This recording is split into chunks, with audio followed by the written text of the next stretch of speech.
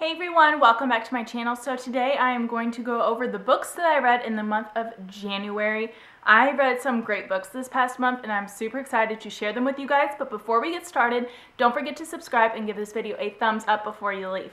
So the first book that I read is called Orphan Train.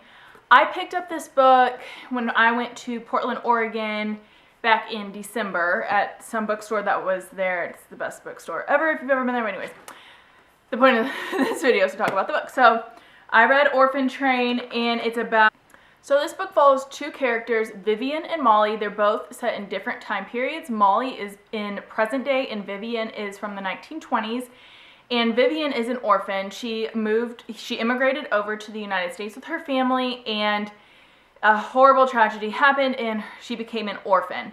And back then, I don't know if y'all know this or not, but there used to be orphan trains. So they would gather up all these kids that were homeless and orphans, and they would pile them on trains and then drive them across the U.S. to different towns where people would pay money to adopt these kids. And most of the time, these people were looking mainly for labor, for child labor, for boys to work on the farm, and for the girls to take care of little kids and cook.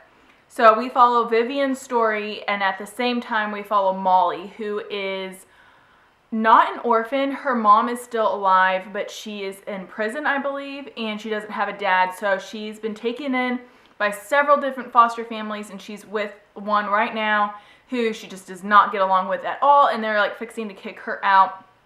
She steals a book, and for her punishment, her boyfriend has set her up with this older lady, and she has to clean out the older lady's attic. And so basically her whole story is her getting to know this older woman and her backstory. She finds out that she was an orphan and all that kind of fun stuff. And we find out that she is Vivian. So we switch back and forth between Molly, and then we go to Vivian back in the day, not Vivian now.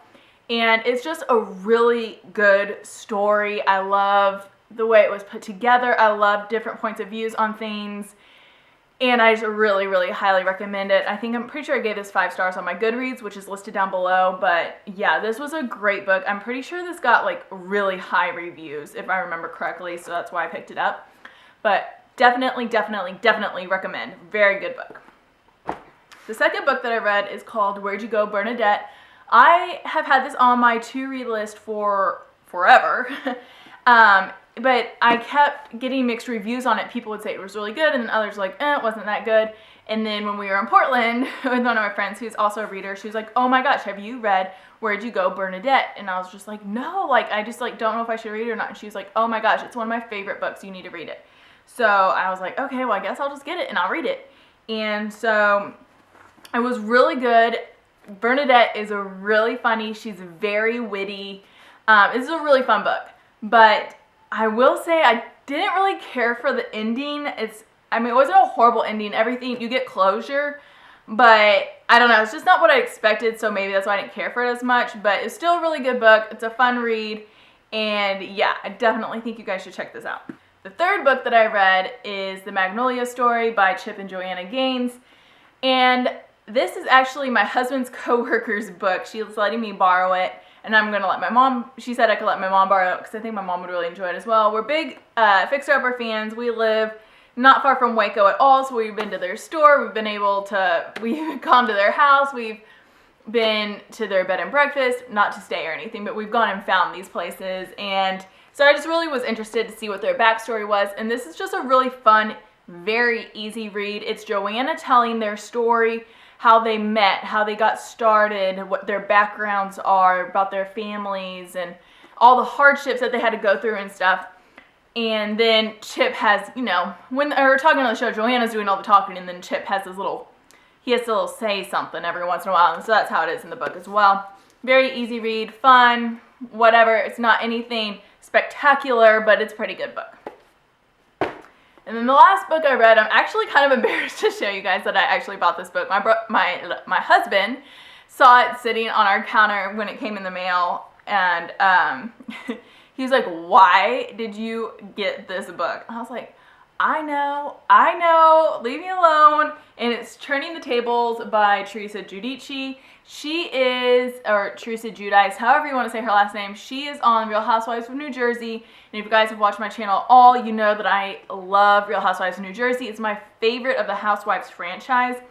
So we just got Hulu. They were doing some promotion thing where if you signed up right away, it would only be $5 a month for the next year. So we jumped on that, and they have all of the seasons of all the Housewives. So of course, I had to go back and rewatch all of New Jersey because I've not seen all the episodes.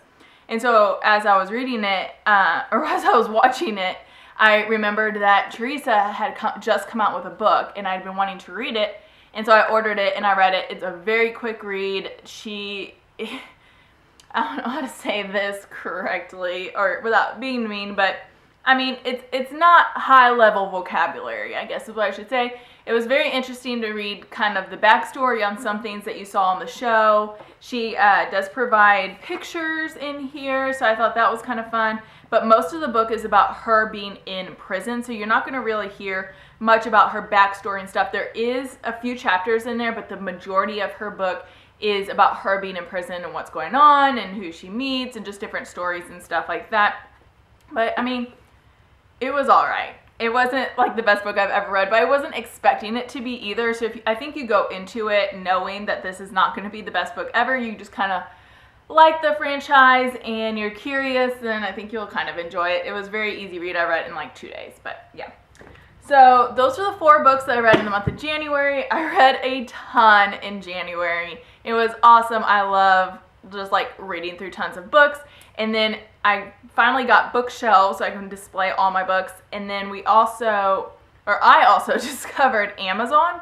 You can buy books for 1 cent and then just pay shipping and handling, which is $3.99. And so you can get books for $4, where you cannot get books that cheap anywhere else, even at half price. And I love half price. So I have been ordering so many books, and it's not good. But they're all books I've been dying to read that are on my Goodreads. And so yeah, I'm really excited for all the books that I have coming this year for you guys that I'm going to be reviewing. Don't forget to leave in the comments down below if you've read any of these books and what you thought about them. And then I also want to know if you have any recommendations for me so I can add those to my Goodreads, which is also listed in the description box down below. If you would like to follow me, I would love to follow you back. Thank you guys so much for watching, and I'll see you in my next video. Bye.